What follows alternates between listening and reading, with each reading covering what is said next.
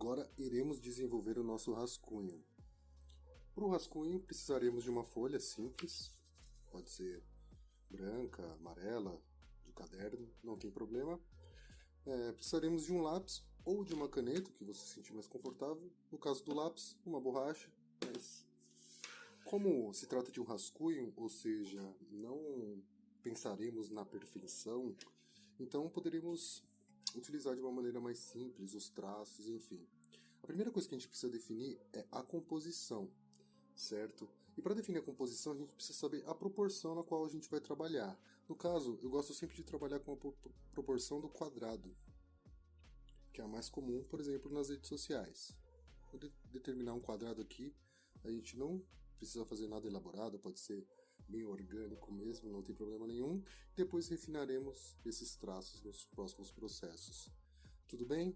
Então, determinado o espaço, agora eu vou pensar na minha composição. Bom, como a minha ideia consiste em um título e logo depois um personagem sobre uma pilha de livros, penso eu que o título, obedecendo a ordem de leitura, que é da esquerda para a direita, de cima para baixo, imagino que ele deveria vir primeiro, né, em termos de leitura, o título e depois a ideia, né, o desenho em si. Penso em colocar o título ou na parte de cima ou na parte do canto superior esquerdo aqui. Eu colocarei tempos modernos.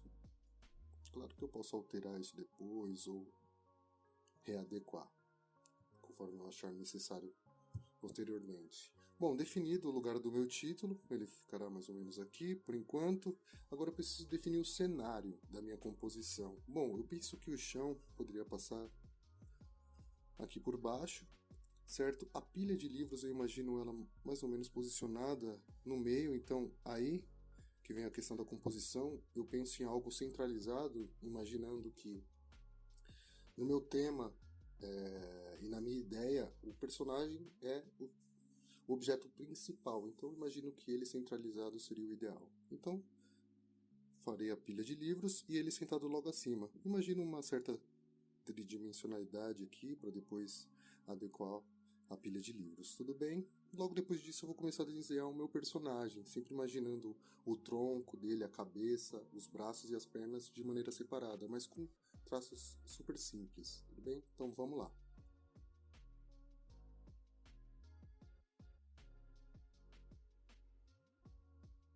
Terminado o nosso sketch, o nosso rascunho, a gente vai tirar foto ou escanear esse material para poder passar para o computador e a partir de lá definir os traços e fazer algo um pouco mais consistente, certo?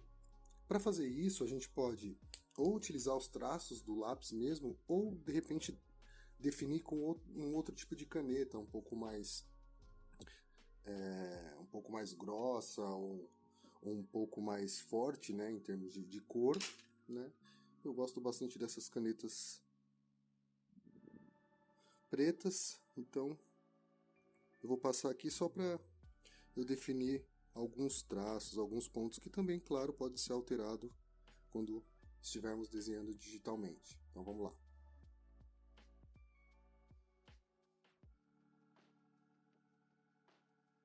Bom, e com isso a gente tem o nosso pré-desenho, tudo bem?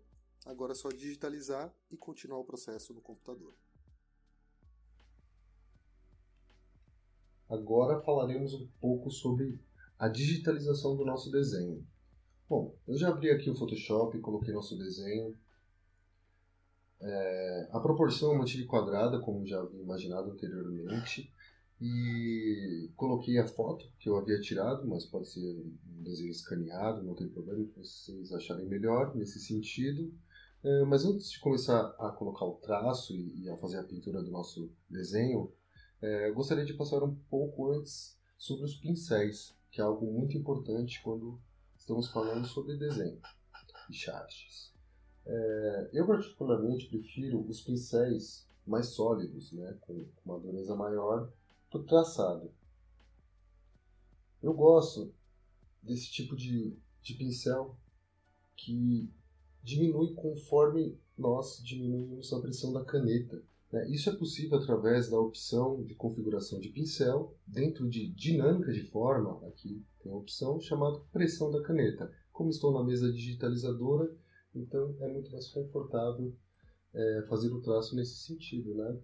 Então, conforme eu pressiono mais a caneta, mais grosso, né, o meu traço fica, conforme mais leve faço o traço, mais fino ele vai ficando. Então isso dá um efeito bastante legal, né, quando a gente está fazendo o quadrinho, a charge, o desenho. Isso é uma baita de uma ajuda, uma baita de uma ferramenta, dá um efeito bastante legal, né? Agora, quando estamos falando de pintura, eu particularmente prefiro os pincéis que tragam um pouco mais de textura, né? Ou os pincéis que lembrem giz ou algo mais aquarelado, de repente, mas para diferenciar um pouco da dureza do nosso traço. Isso traz um efeito legal e faz com que diferencie da solidez do traço. Tudo bem? Isso vai de acordo com o seu desenho, então se o desenho exigir algo um pouco mais aquarelado, trabalhe com isso. Se você se sente mais confortável com algo mais sólido, ou mais aguado, mais texturizado. O interessante é que a gente treine bastante, exercite isso até encontrar o que a gente acha mais adequado para a gente. Tudo bem? Caso queira a pressão da caneta, só adicionar dinâmica de forma, pressão da caneta. Desse modo eu consigo controlar melhor o meu traço. Tudo bem? Então, com isso, agora vamos ao traço do nosso desenho. A primeira coisa que precisamos fazer é diminuir a opacidade da nossa imagem, do nosso desenho, para que a gente possa traçar por cima. Ok? Nós vamos criar uma nova camada. E é nessa camada que a gente vai começar a fazer o nosso traço. Podemos chamá-la de traço.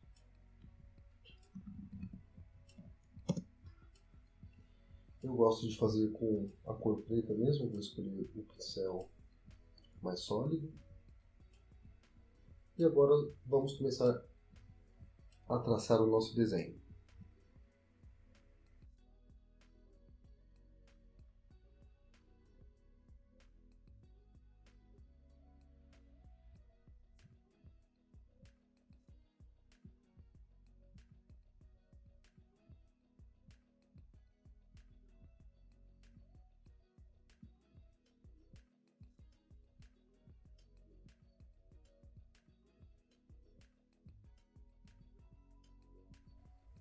Agora vamos à pintura do nosso personagem e do nosso cenário.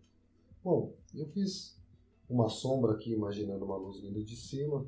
Também imaginei algumas folhagens, alguns arbustos e um chão aqui ao fundo, mas algo só para trazer, né, a personagem para frente, né? Então só para compor os cantos, mas para dar o destaque total ao personagem.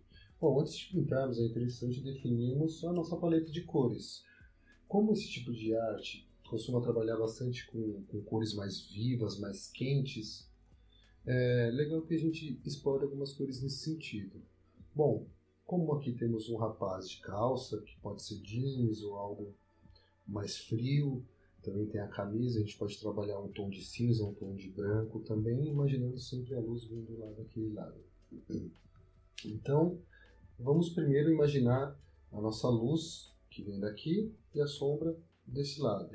Bom, vamos primeiro imaginar agora a cor da camisa. Então, azul. Tem uma nova camada para a nossa paleta. Também imagino que um verde para o cenário pode ser útil depois, caso pensemos em pintá-lo. A gente pode alterar esses tons logo depois. Podemos pensar algo para a pele.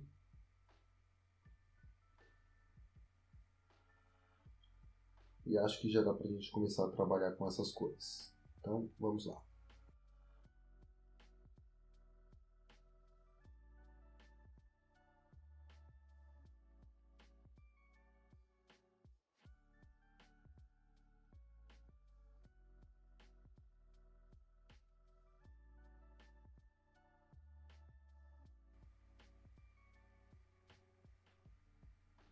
Agora a parte final do nosso desenho antes do fechamento. Bom, com a ferramenta texto eu coloquei aqui a nossa legenda, tempos modernos.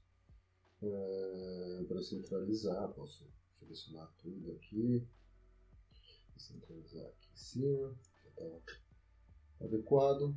Bom, eu prefiro colocar a sombra e a luz depois de pintado. Primeiro eu gostaria de colocar aqui o nosso texto acima de todas as camadas. Colocarei a camada de traço também acima, ela sempre tem que estar acima de todas as outras de pintura. E todas as camadas de pintura que eu fiz todas separadamente, aqui embora não tenha nomeado, estão todas as cores separadas, eu vou colocar em uma pasta, tá? Chamada de cores. Desse modo eu posso, a qualquer momento, olhar o meu material sem o fundo, ele mais cru, ele sem as cores, nem caso eu queira utilizá-lo assim, ou adequar para algum outro formato. Tudo bem? Então agora a gente vai adicionar a luz. Nada mais do que colocar um ponto de sombra, basicamente. Então imaginando que a luz que a gente estava pensando, ela vinha aqui em cima, né? Naquele primeiro momento, como a sombra está vindo daqui, então imaginando a luz saindo daqui, ok? Então muito provavelmente a sombra vai vir pegando o personagem deste lado aqui. Uma coisa bastante leve. E como a gente vai fazer isso? Utilizando o pincel de textura ou aquarelado que você escolheu, diminui bastante a opacidade de luz, que fique algo bem sutil. Tudo bem? Vamos lá.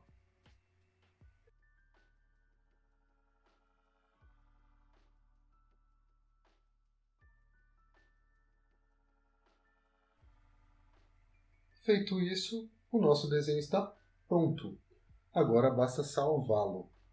Bem, primeiro, é interessante salvarmos no formato Photoshop. E para veiculação em redes sociais, a gente pode clicar Ctrl Shift Alt S, que já vai direto para a nossa tela de salvar para a web. Mas existem diversas maneiras diferentes da gente salvar esse material, ok? A gente vê o tamanho que eu fiz é 2000 por 2000, mas caso eu queira postar em alguma rede social, talvez o tamanho seja esse, pelo menos em algumas delas. Posso mexer em algumas configurações, mas essa aqui já vem, é o ideal para mim. E está feito o nosso trabalho.